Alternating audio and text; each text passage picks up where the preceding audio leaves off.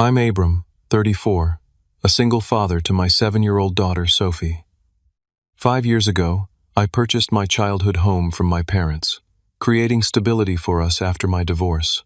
Everything seemed perfect until that morning I found court papers on my doorstep. My own parents were suing to evict us so my younger sister Amanda could own her first home.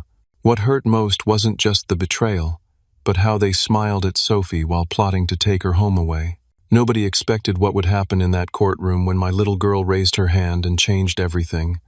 Before I share this painful family story, let me know where you're watching from in the comments. Hit subscribe if you've ever had family betray you for money. Trust me, you're not alone. Growing up in this house holds so many memories. It's a modest 3-bedroom suburban home in Lakewood, nothing fancy by most standards, but every corner contains a piece of my childhood. The oak tree in the backyard where Dad hung my first swing. The kitchen where Mom taught me to make her famous apple pie. The attic where I'd hide during thunderstorms. This house was more than walls and a roof.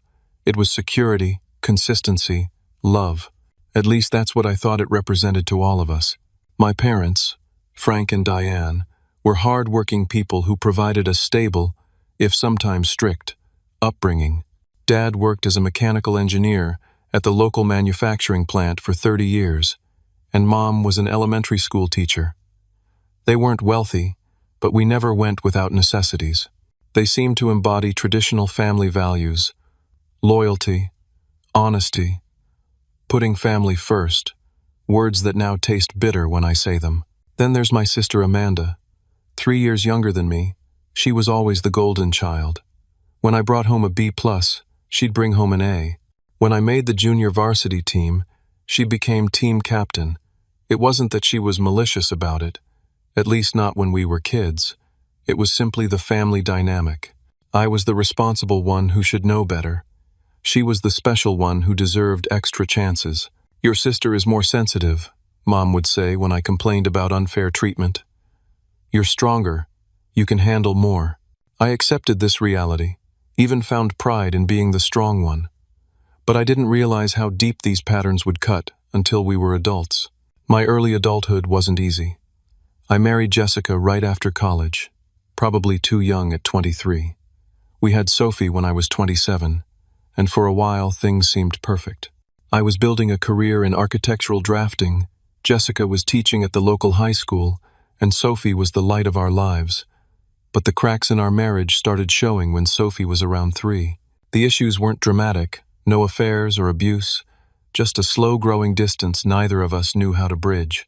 After months of counseling and trying to make it work, we separated when Sophie was 4. The divorce was finalized 6 months later, with joint custody, but Sophie living primarily with me since Jessica's teaching schedule was less flexible. During this difficult period, my parents initially seemed supportive. They watched Sophie when needed and listened to my frustrations. But there was always an undercurrent of "we told you so" in their comfort. They had never quite approved of Jessica, thinking she was too independent-minded for family life. Meanwhile, Amanda had moved to Chicago after college with dreams of making it big in advertising. She'd call home with grand stories of client meetings and networking events, though I later learned most of it was exaggerated. My parents spoke of her adventures with such pride, their daughter in the big city, living the glamorous life they'd never had. Then came the opportunity that changed everything. About 5 years ago, my parents decided to downsize. They'd found a single-story ranch better suited for their retirement years and wanted to sell the family home. The timing coincided with me needing a more stable situation for Sophie after the divorce. "Why don't you buy it?" Dad suggested one Sunday dinner. "We can work out a fair price, and this way, Sophie gets to grow up in a family home." The offer seemed perfect. The housing market in our area was hot, and buying directly from my parents meant avoiding bidding wars and real estate commissions. We agreed on a price of $220,000, below market value but still fair. Since I couldn't qualify for a conventional mortgage right after the divorce, we set up a private financing arrangement. The agreement was straightforward. I would make monthly payments directly to them over 15 years, with a reasonable interest rate. We had the basic terms drawn up by a notary, though not a full real estate attorney, a decision I would later regret deeply. My dad insisted we didn't need to waste money on lawyers when family can trust family. Those words haunt me now. For the next 5 years, everything worked well. I made every payment on time, sometimes even adding extra when I received bonuses at work. Sophie and I settled into a routine. I converted my old childhood bedroom into her princess castle, complete with lavender walls and glow-in-the-dark stars on the ceiling. We planted a vegetable garden in the backyard. We belonged here. Then last year, everything changed when Amanda moved back to town. Her big city career had apparently fallen apart, though she described it as seeking better work-life balance. She moved in with my parents temporarily, while finding her footing. At first, her return didn't seem to affect my situation. We'd meet at Sunday dinners at my parents' new home, where Amanda would dominate conversation with stories about Chicago, carefully edited to sound like she'd left on her terms. I noticed her lingering looks around my house when she visited, commenting on what she would do differently with the space, but I dismissed it as harmless talk. If only I'd recognized the warning signs sooner. It started on an ordinary Tuesday in September. I just dropped Sophie off at school and returned home to grab my laptop before heading to the office. That's when I noticed the official-looking envelope tucked among the bills and flyers in the mail. The return address showed the county courthouse. My first thought was that it might be related to my divorce. Perhaps some paperwork Jessica needed updated. I was wrong. So very wrong. Inside was a summons for an eviction hearing. The plaintiffs? Frank and Diane Miller, my own parents. The document claimed I was substantially behind on payments and in violation of our agreement. It stated they were exercising their right to reclaim the property. I read it 3 times, convinced it was some elaborate mistake. I immediately called my father, my hands shaking as I dialed. "Dad, there must be some mix-up. I just got court papers saying you're trying to evict me from the house." The pause before he answered told me everything. This was no mistake. "Abram, we didn't want it to come to this, but you've left us no choice," he said, his voice unnaturally formal. "You haven't been meeting the terms of our agreement." "What are you talking about? I've made every single payment. I have the receipts, the bank statements." "There were other conditions," he interrupted. "The property maintenance standards we discussed, and the payment schedule was adjusted last year, which you've ignored." My mind raced. There had been no adjustment to our agreement, no discussion of changing terms. The maintenance clause in our original agreement only required that I keep the property in good condition, which I absolutely had. "Dad, this is crazy. We never changed any terms. I need to speak with you and Mom in person about this. We're actually heading out of town for the weekend. We can talk when we get back, but the court date is set. Maybe it's better to let the legal process handle this now." The dismissive tone in his voice was like a physical blow. I hung up and immediately called my mother, hoping she would be more reasonable. Instead, her phone went straight to voicemail. I tried Amanda next, wondering if she knew what was happening. She answered on the first ring. "I was wondering when you'd call," she said, with no greeting. "Amanda, do you know what's going on? Mom and Dad are trying to evict me and Sophie from our home." "It's not really your home, though, is it?" she replied.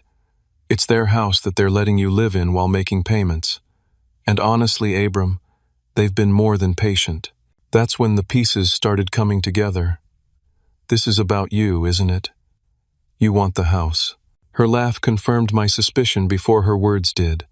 "Look, I'm starting over here after the Chicago situation. I need a place of my own, and Mom and Dad agree that I deserve a chance to own my first home. You've had your opportunities. It's my turn now." "My opportunities?"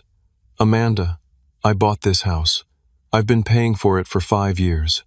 Sophie's entire life stability is here. Don't be so dramatic. Kids are adaptable. And technically, you haven't bought it yet.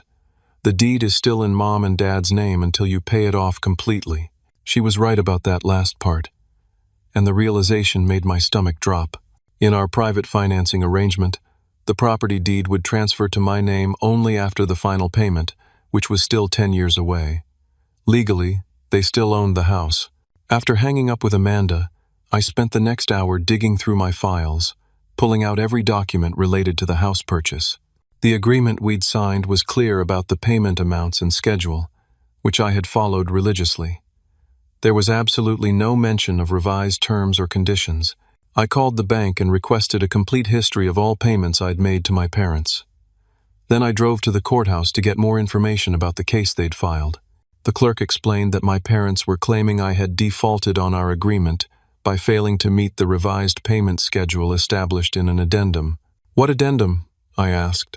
She showed me a document I'd never seen before, dated 8 months earlier, with what appeared to be my signature at the bottom. It outlined new terms, including substantially higher monthly payments and strict property maintenance requirements with regular inspections. The signature looked like mine, but I had never signed such a document, never even seen it. The realization that they had potentially forged my signature made me physically ill. When I picked Sophie up from school that afternoon, I struggled to maintain composure. Her cheerful chatter about art class and playground games was the only normal thing in a day that had shattered my sense of reality. "Daddy, can we go to Grandma and Grandpa's this weekend?" she asked innocently. Auntie Amanda said she'd show me how to make friendship bracelets. My heart sank, realizing they'd been talking to my daughter without my knowledge, probably setting the groundwork to explain why we might need to move soon. Had they been poisoning her against me too? "Not this weekend, sweetheart. They're going out of town." At least that wasn't a lie. That evening, after Sophie was asleep, I called Jessica to update her on the situation.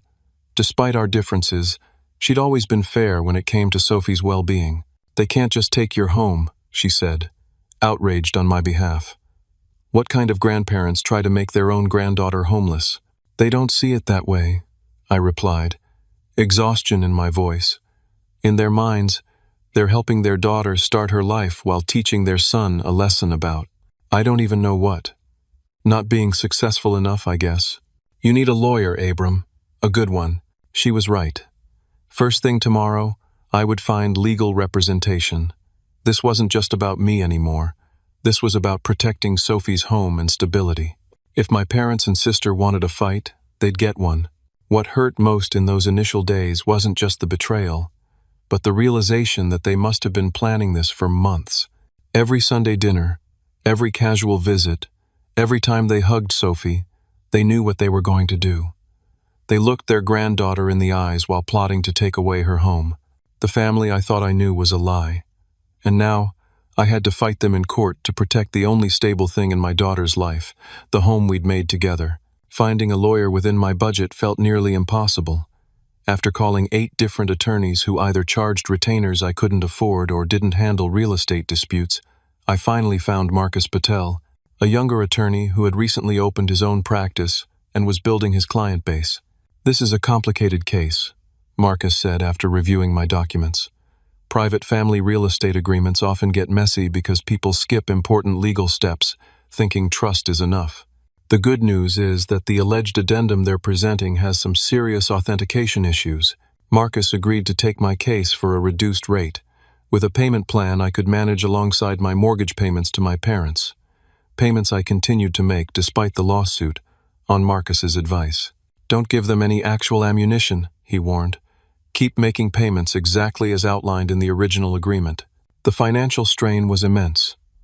Between regular bills, Sophie's needs, the house payments, and now legal fees, I was dipping into what little savings I had.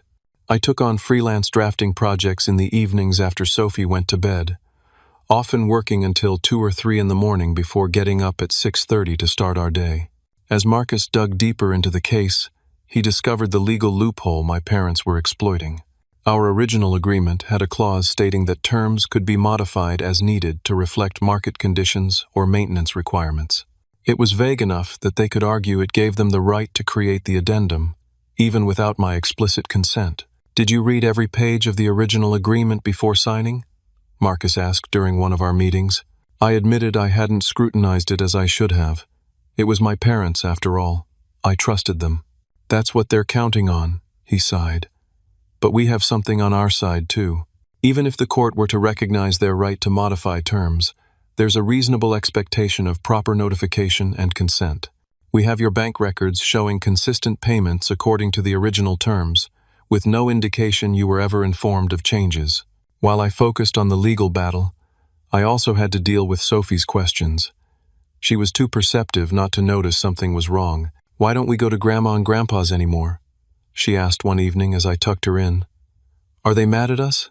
I sat on the edge of her bed, searching for words that wouldn't burden her with adult problems but wouldn't lie to her either.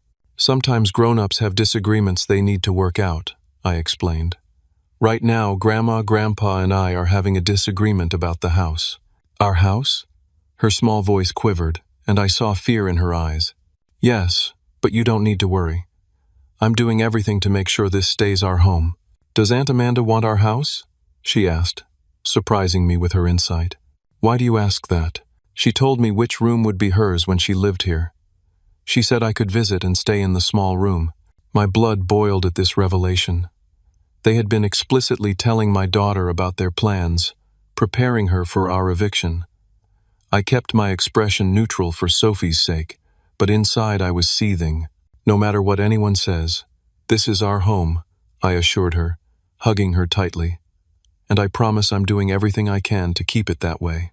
As the court date approached, the pressure from extended family increased. My aunt called, saying she'd heard both sides and thought I was being unreasonable. "Your sister needs a fresh start," she said. "You could find another place. Sophie is young, she'll adjust." My uncle sent a similar message. "Your parents are getting older. This stress isn't good for them. Think about the family as a whole." It became clear that my parents and Amanda had been working the family circuit, spinning a narrative that cast me as the selfish one. According to them, I was refusing to cooperate with a simple change in agreement that would benefit everyone. They conveniently left out the part about forging my signature and trying to evict my 7-year-old from her home. 2 weeks before the court date, Marcus and I compiled all our evidence: my payment records, bank statements, the original agreement, and documentation showing the house's condition to counter any claims of maintenance neglect. We also had a handwriting expert examine the signature on the addendum, who provided a report questioning its authenticity. "Be prepared," Marcus warned me. "Family court cases get ugly. They're going to say things about you that hurt.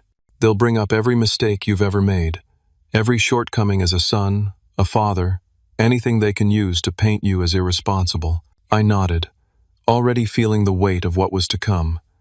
As long as Sophie keeps her home, they can say what they want about me. The night before we submitted our evidence, Amanda showed up at my door unannounced. Sophie was at Jessica's for her regular weekend visit, so I was alone. "We need to talk," Amanda said, pushing past me into the house without waiting for an invitation. She looked around the living room with a proprietary gaze that made my skin crawl. "This could all be so much simpler if you'd just cooperate," she said, settling herself on the couch. "I've already got a buyer interested if I decide to sell." Her words confirmed what I had suspected but hadn't been able to prove. This wasn't about Amanda wanting a family home. This was about her getting a valuable asset she could convert to cash. "So that's the plan? Get the house from me below market value and then immediately flip it for profit?" She shrugged, not even bothering to deny it. "It's just business, Abram. I need capital to restart my career, and Mom and Dad agree I deserve this opportunity. They've always helped both of us. By stealing my home? The home where their granddaughter lives? Don't be so dramatic. Kids are resilient." And honestly, would Sophie really miss seeing the people next door? Having her own bathroom? These are luxuries, not necessities. Her cavalier dismissal of my daughter's stability ignited something in me. "Get out of my house," I said quietly, my voice steady despite the rage building inside. "Not your house yet," she smirked, but stood to leave. At the door, she turned back. "You know, if you fight this, Mom and Dad are prepared to bring up everything. Your financial struggles after the divorce. That time you were late picking up Sophie because you fell asleep. Even Jessica's new boyfriend, and how that might be affecting Sophie's home life. The threat was clear. They would attack my parenting in court if necessary." I closed the door behind her without responding, then sank to the floor, my back against the door, wondering how the people who were supposed to love us most could turn so cruel. What I didn't know then was that Sophie had left her tablet recording in the living room earlier that day, forgotten during her rush to pack for her mom's house. The device had captured every word of my conversation with Amanda. including her admission about selling the house and the threats against me. It was sitting there silently, holding evidence that would change everything. 3 days before our court date, I came home from work to find my parents' car in the driveway alongside Amanda's. They hadn't called or texted to say they were coming over. I found them inside, walking through the house with a notepad. "What are you doing here?" I asked, standing in my own doorway, feeling like an intruder. "You can't just enter my home without permission." "We're still the legal owners," my father replied without looking at me. "We have the right to inspect the property." My mother at least had the decency to look uncomfortable. "We called earlier, but you didn't answer," she said. I checked my phone. No missed calls. Another lie. Amanda was in Sophie's room, opening closets and taking notes. "This closet has water damage," she announced. "That's a maintenance violation." "There's no water damage," I countered, following her. "Sophie spilled juice last week. I cleaned it up. She made a note anyway." "The court will determine that." It was surreal watching them move through the home where I'd grown up, where they'd raised me, now acting like cold-hearted landlords rather than parents. My father checked every faucet, every light switch, documenting perceived deficiencies. My mother ran her finger along baseboards looking for dust. "Why are you really doing this?" I finally asked as they gathered in the living room, completing their inspection. "You haven't maintained the property according to standards," my father began. "Stop it," I interrupted. "The real reason, not the legal excuse." An uncomfortable silence fell. Finally, my mother spoke. "Amanda needs a fresh start. She's had some financial setbacks in Chicago. So she gets my house? Sophie's home? That's the solution?" "It's not like that," my father said, though his eyes wouldn't meet mine. "Amanda has a solid plan. She'll be able to leverage the property equity to stabilize her situation, and she's going to sell it," I cut in. "She already told me she has a buyer lined up." My parents exchanged a look I couldn't interpret. Had they known? "That's not necessarily true," my mother said carefully. "Even if it is," my father added, "it would be her right. The property would be hers to do with, as she sees fit." Amanda entered from the hallway. "I was thinking we could do this transition smoothly. I'd let you stay through the end of Sophie's school year, for example. That's generous considering the market right now." Generous? I couldn't believe what I was hearing. "I've paid over $70,000 toward this house over the past 5 years. I've made improvements that increased its value, and you think letting us stay a few extra months before taking it is generous?" "You've been living here paying below market rates," Amanda countered. "So really, Mom and Dad have been subsidizing you this whole time." "That's not true. We agreed on a fair price and interest rate. I have the documentation." "Documentation can be interpreted different ways," my father said dismissively. "The judge will decide whose interpretation is correct." As they continued justifying their actions, Sophie arrived home from her after-school program. She froze in the doorway, eyes wide at the unexpected gathering. "Grandma! Grandpa! Aunt Amanda!" she exclaimed, momentarily excited before reading the tension in the room. Her smile faltered. My mother stepped forward with forced brightness. "There's our special girl. We were just talking about the house with your daddy."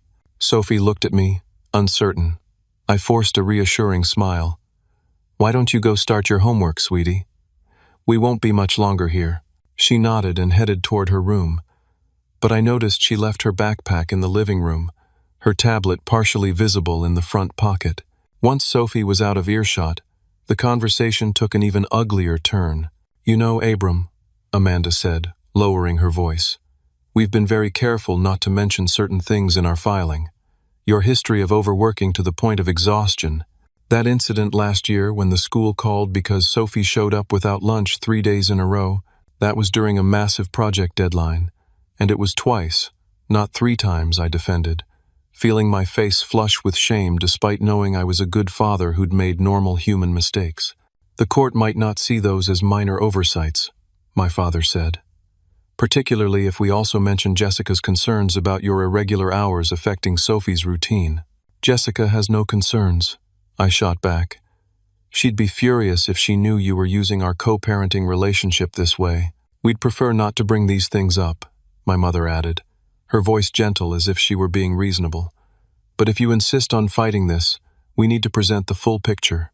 They were threatening to attack my parenting to win a property dispute. My own parents. Sophie's stability means nothing to you, does it?" I asked, the realization hitting me fully. "You'd uproot her, traumatize her with a court battle over her father's fitness, all so Amanda can cash in on a house she didn't pay for." "That's unfair," my mother protested. "We love Sophie." "You love the idea of her," I corrected. "The perfect grandchild you can show off at church and family gatherings. But her actual well-being, her need for stability and security, those are inconveniences you're willing to sacrifice." Amanda scoffed. "So dramatic. It's a house, Abram. Just a building. Sophie will be fine." "It's her home," I said, my voice breaking despite my efforts to stay calm. "It's the only stability she's had since the divorce, the place where she feels safe." "She can feel safe somewhere else too," my father said firmly. "This discussion is over. We'll see you in court unless you come to your senses and agree to vacate voluntarily." They left without another word, leaving me standing in the middle of my living room, shaking with anger and disbelief. I sank onto the couch, putting my head in my hands, trying to compose myself before Sophie came back out. A small voice broke through my thoughts. "Daddy, are they gone?" I looked up to see Sophie standing in the hallway, her tablet clutched to her chest, eyes wide with concern. "Yes, sweetheart, they're gone." I patted the couch beside me. "Come sit." She climbed up next to me, leaning against my side. "They want to take our house, don't they?" I considered sugarcoating it but decided against it. Sophie deserved honest answers, presented appropriately for her age. "Yes. Aunt Amanda wants to live here, and Grandma and Grandpa are helping her try to make that happen. But where would we go? If that happened, we'd find another nice place. But I'm doing everything I can to make sure we stay right here where we belong." She was quiet for a moment, then said, "I recorded them." "What do you mean, honey?" "On my tablet. You showed me how to make voice memos for school, remember? When they came in, they were saying mean things about us before you got home. So I pressed record and left it on the table when I went to get the door for you." My heart sank, thinking of what she might have heard. "Oh, Sophie, I'm sorry you heard unkind things." "It's okay," she said with surprising maturity. "But I got them saying the bad stuff, about selling our house and saying those lies about you. Is that important?" I stared at my 7-year-old daughter, who in her innocent wisdom had possibly captured the very evidence we needed. "It might be very important, Sophie. Can I see?" She unlocked her tablet and opened the voice memo app, showing me a recording that was nearly 45 minutes long. I pressed play and immediately heard Amanda's voice. "Once we get the house, I already have a buyer willing to go $320, maybe more if we update the kitchen first. That's $100,000 profit after paying off what Mom and Dad are owed." My father, "Just don't mention that part in court. The judge needs to believe this is about you wanting a family home, not a financial transaction." My mother, "I still don't feel right about that addendum. Abram never actually signed it." "He would have had to eventually," my father countered. "This just speeds things up. Besides, he's had the house at below market value for years. It's our turn to benefit now." The recording continued, capturing their inspection and the later confrontation after I arrived home. Every damning word, every admission, every threat, all preserved by a child who simply knew right from wrong better than the adults who raised me. That night, after Sophie was asleep, I called Marcus and told him about the recording. His excitement was palpable. "This changes everything," he said. "This recording proves their intent to defraud you and the court. The admission about the forged addendum alone would likely get the case dismissed." "Can we use it?" I asked. "I didn't record it. Sophie did, without their knowledge." "It's complicated," he admitted, "but I think we can. In this state, recording conversations you're a party to is legal. Sophie was in her own home and captured conversations happening in common areas. I'll research the precedents, but I believe this is admissible." For the first time since finding that envelope in my mailbox, I felt a glimmer of hope. My daughter, in her simple understanding of fairness and truth, might have saved our home. The night before court, I sat on the edge of Sophie's bed after story time, anxiety gnawing at my stomach. "Are you scared about tomorrow?" she asked, always perceptive. "A little," I admitted, "but having the truth on our side helps a lot." "Will I have to talk to the judge?" Marcus had prepared for the possibility that Sophie might be asked about the recording. "Maybe," I said, "but only if you feel comfortable, and only a few simple questions." She nodded solemnly. "I can do it. I can tell the truth." I brushed her hair back from her forehead. "I know you can, sweetheart. You're the bravest person I know." "Braver than you?" she asked with a small smile. "Much braver than me," I assured her, tucking the blanket around her. "Get some sleep. Tomorrow's an important day." As I turned to leave, her small voice stopped me. "Daddy, no matter what happens with the house, we'll be okay, right? Because we have each other?" In that moment, my 7-year-old daughter showed more wisdom and strength than anyone else in this sorry situation. "That's absolutely right," I told her, my voice thick with emotion. "As long as we have each other, we'll always be okay." The county courthouse was an imposing building of red brick and tall columns. Sophie held my hand tightly as we climbed the steps, her other hand clutching the tablet inside her small backpack. Jessica had taken the morning off work to come support us, walking slightly behind. "Remember," she whispered to Sophie, "you don't have to be scared. Just tell the truth if the judge asks you questions." Inside, the hallway outside courtroom 3 was already crowded. My parents stood stiffly by the wall, dressed in formal clothes I rarely saw them wear. My father wouldn't meet my eyes. My mother gave a small, uncertain wave that I didn't return. Amanda stood between them, scrolling through her phone as if this were a minor inconvenience in her day, rather than an attempt to take a child's home. Marcus met us at the doors, his normally casual demeanor replaced by professional formality in a crisp suit. "Ready?" he asked quietly. I nodded, though my dry mouth and racing heart suggested otherwise. "And you must be Sophie," he said, crouching down to her level. "Your dad tells me you're very brave." She nodded solemnly. "I brought my tablet," she whispered. "Perfect. We may not need it, but it's good to have just in case." The bailiff called our case, and we filed into the courtroom. The judge, a woman in her 60s with silver-streaked hair and penetrating eyes, looked over her glasses as we settled into our places. My parents' attorney, a polished man in an expensive suit, presented their case first. He laid out a compelling narrative. Generous parents helping their son by selling him the family home at below market value, only to have him neglect the property and fall behind on the revised payment schedule they'd established. "Furthermore, Your Honor," he continued, "the plaintiffs have another child who is now in need of stable housing. They're simply exercising their legal right to repurpose their asset to help both their children fairly." Marcus took notes throughout, occasionally whispering clarifications to me. When it was our turn, he approached the bench with confident steps. "Your Honor, this case is not about property maintenance or payment schedules. It's about an attempt to defraud my client through forged documents and false claims. Mr. Miller has made every payment according to the original agreement, on time and sometimes in excess of the required amount." He presented my payment records, bank statements, and photos showing the excellent condition of the home. Then he addressed the alleged addendum. "My client never saw, discussed, or signed this document. We have an expert witness who questions the authenticity of the signature. But more importantly, we have evidence that the plaintiffs themselves have admitted to creating this addendum without my client's knowledge or consent." My parents' attorney objected immediately. "Your Honor, no such evidence has been submitted to the court. We only discovered this evidence recently," Marcus explained. "We're prepared to present it today with the court's permission." The judge considered this, then nodded. "I'll allow it, with the understanding that opposing counsel has the right to review and respond." Marcus hesitated, glancing at me. We had discussed how to handle the recording, deciding that letting Sophie speak directly to the judge might be more impactful than simply playing the audio. "Your Honor, the evidence was captured by Mr. Miller's 7-year-old daughter, Sophie, who is present in the courtroom today. With the court's permission, she would like to address you directly about what she discovered."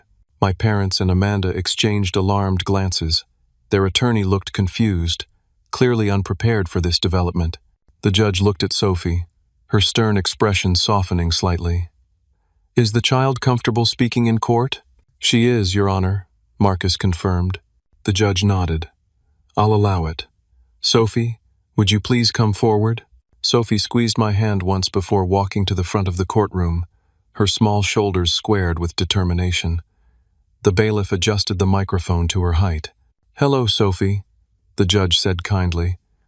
"Do you understand that you need to tell the truth in this courtroom?" "Yes, ma'am," Sophie replied clearly. "Go ahead and tell me what you'd like to share." Sophie took a deep breath. "Can I show you something my daddy doesn't know about?" she asked, her voice steady despite the tension in the room. The judge looked momentarily surprised, then nodded. "You may." Sophie unzipped her backpack and pulled out her tablet. "I recorded Grandma and Grandpa and Aunt Amanda in our house when they came over. They were saying mean things and telling lies. My parents' attorney stood immediately. 'Your Honor, if this is a recording made without consent—'" "It was in our house," Sophie interrupted, her indignation overcoming her nervousness. "My house. And they were saying they were going to take it away from me and Daddy." The judge raised a hand to quiet the attorney. "I'd like to hear what Sophie has to say." Turning back to Sophie, she asked, "Why did you make this recording, Sophie?" "Because they were being mean and not telling the truth. My daddy always says that the truth is important, even when it's hard." Pride swelled in my chest, despite the tension of the moment. "Can I play it for you?" Sophie asked, her finger hovering over the screen. The judge nodded. "Yes, you may." Sophie pressed play, and Amanda's voice filled the courtroom. "Once we get the house, I already have a buyer willing to go 320, maybe more if we update the kitchen first. That's 100,000 profit after paying off what Mom and Dad are owed." My father's voice followed. "Just don't mention that part in court. The judge needs to believe this is about you wanting a family home, not a financial transaction." Then my mother's hesitant admission. "I still don't feel right about that addendum. Abram never actually signed it." Gasps and murmurs rippled through the courtroom. I watched my parents' faces drain of color. Amanda stared straight ahead, her jaw clenched. Their attorney looked like he wanted to disappear. Sophie continued playing the recording, including the parts where they threatened to attack my parenting in court and admitted the real reason behind the eviction attempt, not to provide Amanda a family home, but to flip the property for profit. When the recording ended, the courtroom was silent. Sophie looked up at the judge. "They lied, and they were going to take away my home. Is that allowed?" The judge's expression was unreadable as she considered the child before her. "Thank you for bringing this to the court's attention, Sophie. You were very brave today." Sophie nodded solemnly. "Can I go back to my dad now?" "Yes, you may." As Sophie returned to sit beside me, I wrapped my arm around her shoulders, whispering, "I'm so proud of you." The judge turned to my parents' attorney. "Counselor, would you like to respond to this evidence?" He conferred hurriedly with my parents and Amanda, their whispered conversation growing heated. Finally, he turned back to the judge. "Your Honor, my clients would like to request a brief recess to discuss this new information." "Granted." 15 minutes. As they filed out, Amanda shot me a venomous glare. My mother wouldn't look at me at all. Only my father hesitated, glancing back at Sophie with an expression I couldn't interpret. Shame, perhaps, or simple surprise at being outmaneuvered by a 7-year-old sense of right and wrong. During the recess, Marcus was cautiously optimistic. "The recording is damning. They admitted to creating fraudulent documents and misleading the court. No judge would rule in their favor after hearing that." When court resumed, my parents' attorney approached the bench with visibly less confidence. "Your Honor, in light of the new evidence, my clients would like to withdraw their eviction claim." The judge nodded, but her expression remained severe. "Before I accept this withdrawal, I want to be clear about what happened here today.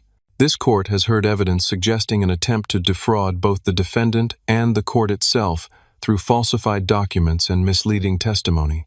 She looked directly at my parents and Amanda. "I could refer this matter for criminal investigation. Mortgage fraud and forging documents are serious offenses. However, given the family relationship involved in the withdrawal of the claim, I will instead dismiss this case with prejudice, meaning it cannot be refiled. Turning to me, she continued, Mr. Miller, I strongly advise you to consult with your attorney about creating a more formal and secure arrangement regarding the property, preferably with the involvement of a proper real estate attorney. Yes, Your Honor, I agreed, relief washing over me. As for the existing agreement, she added, this court finds it valid and enforceable as originally written, without the alleged addendum. The plaintiffs will continue to honor those terms until the property is paid in full or the parties reach a new, properly documented agreement. With a final stern look at my parents, she concluded, case dismissed. The gavel's sharp crack echoed through the courtroom, marking the end of a nightmare that had consumed our lives for weeks.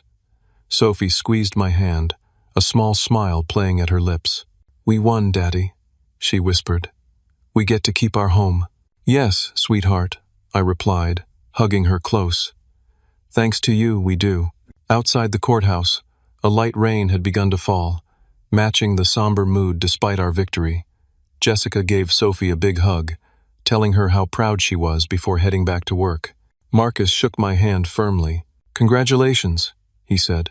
Not many cases resolve this decisively. Your daughter is quite something. She really is, I agreed, watching Sophie jumping in a small puddle nearby, her immediate concerns already shifting to more age-appropriate interests now that the danger had passed.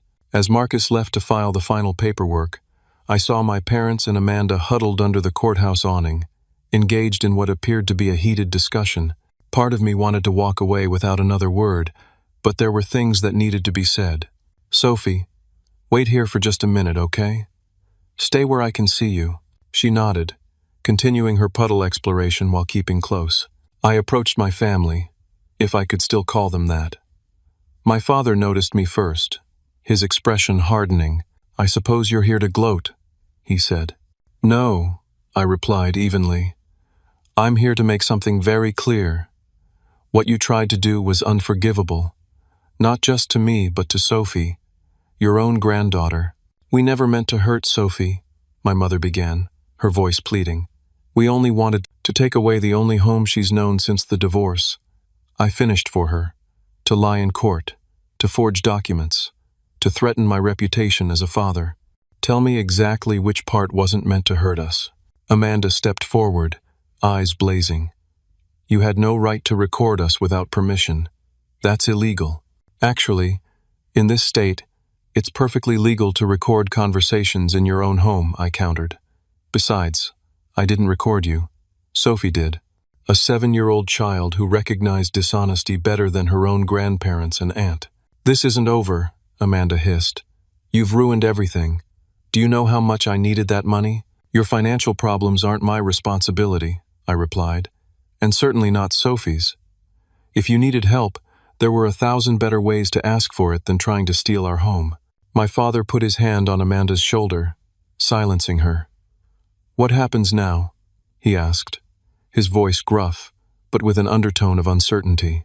Now, I'll continue making payments according to our original agreement, but our relationship is a different matter. I need time to process what you were willing to do to us. You can't keep Sophie from us, my mother said, her voice quavering. We're her grandparents. I'm not going to use Sophie as a weapon the way you tried to use the house, I assured her. But any contact will be supervised, at least for now. She needs time to understand why the people who should have loved her tried to take away her home. We do love her, my mother insisted. Love isn't just a feeling, Mom. It's actions. And your actions showed exactly where Sophie and I stand with you, somewhere below Amanda's financial convenience. I turned to leave, then paused. One more thing. If any of you ever again threaten my home or my relationship with my daughter, I won't hesitate to use that recording for a restraining order. I hope we're clear. Without waiting for a response, I walked back to Sophie, took her hand, and led her to the car. In the rearview mirror, I could see my parents and sister still standing in the rain, looking smaller somehow, diminished by the truth of what they'd tried to do. That evening, after Sophie was in bed, I sat alone in the living room, the victory feeling hollow amid the ruins of what I'd thought was a loving family. The phone rang, My mother calling for the third time. I let it go to voicemail. A text followed. Please let us explain. We made a terrible mistake. Too little, too late. The following day, I filed paperwork for a temporary restraining order against all three of them, preventing them from entering the property without explicit permission.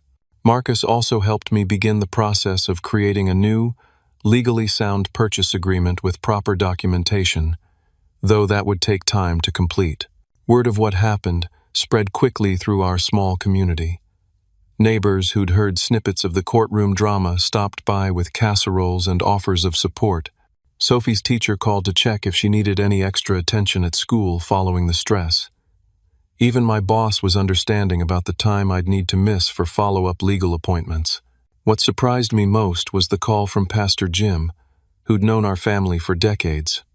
My parents were devoted members of his congregation. "I've heard what happened, Abram," he said when I answered. "I wanted you to know that your parents came to see me yesterday. They're deeply ashamed." "They should be," I replied, not bothering to hide my bitterness. "Yes," he agreed, which surprised me. What they did was wrong on every level, but they're also lost right now, realizing the terrible mistake they made. "Pastor, with all due respect, this wasn't a mistake. A mistake is forgetting an appointment or saying something thoughtless in anger. They planned this for months. They forged documents. They tried to make my daughter homeless for profit." He was quiet for a moment. "You're right, and I've told them as much. I'm not calling to ask you to forgive them immediately. I'm calling because I care about you and Sophie, and I wanted you to know that support is available if you need it." His kindness nearly undid me. "Thank you," I managed. "Right now, I'm just trying to get through each day and keep things stable for Sophie." "How is she doing?" "Better than me, honestly. Kids have a remarkable ability to adapt.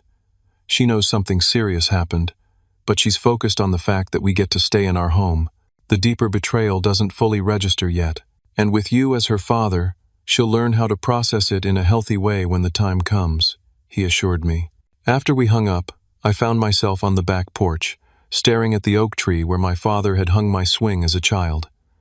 The memory felt tainted now, as did so many others.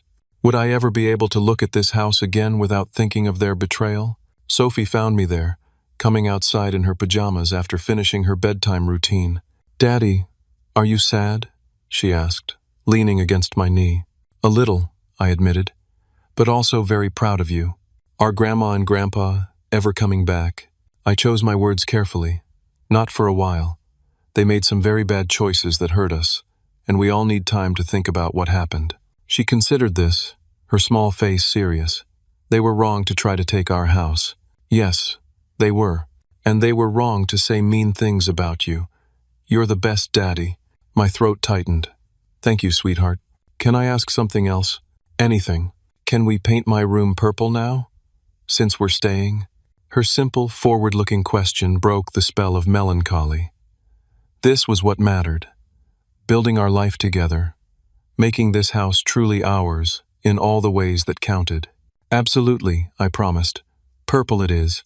In the weeks that followed, we began establishing new routines and boundaries.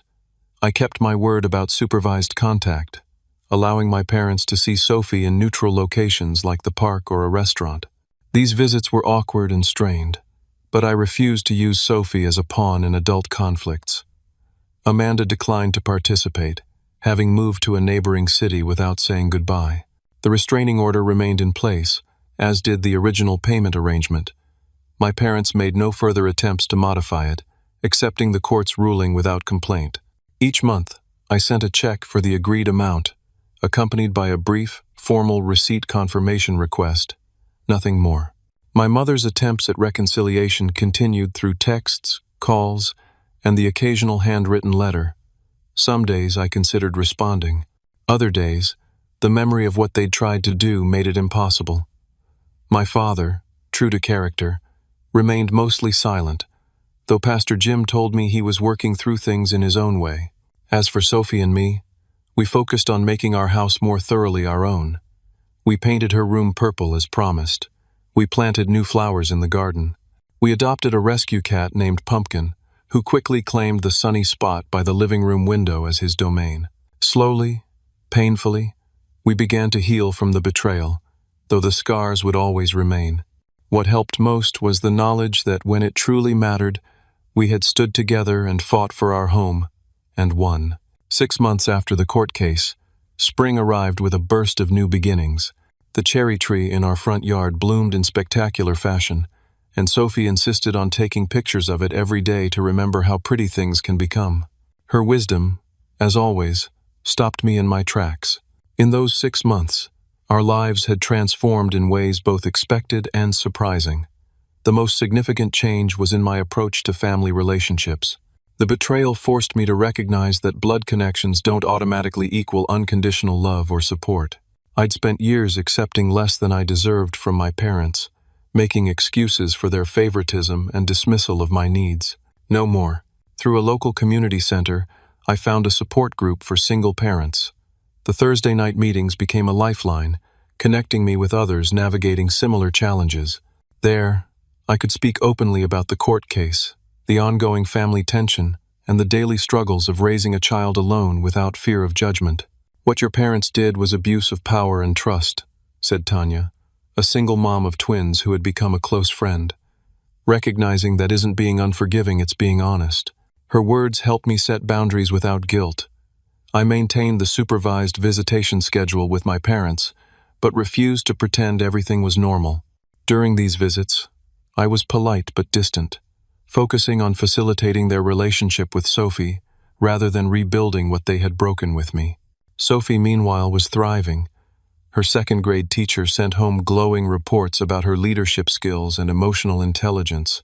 "Sophie has an extraordinary ability to stand up for what's right while remaining compassionate," she wrote in her mid-year assessment. The court experience, rather than traumatizing her, seemed to have reinforced her innate sense of justice and truth. She spoke openly about it when asked, with a 7-year-old's remarkable clarity. "My grandparents and aunt tried to take our house," she explained to a curious classmate during a playdate I overheard. "But I recorded them saying mean things and showed the judge. Now they can't take it, and they're sorry. Sometimes grown-ups make really bad choices too." Her resilience humbled me daily. As for my parents, the process of reconciliation moved in halting steps. 3 months after court, they requested a meeting without Sophie present.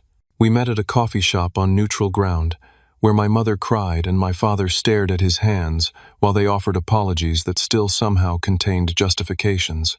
"We got caught up in trying to help Amanda," my mother explained. "She was in such financial trouble, and we thought that sacrificing my stability was acceptable collateral damage." I finished when she trailed off. "We were wrong," my father said simply. It was perhaps the first time I'd ever heard him admit fault so directly.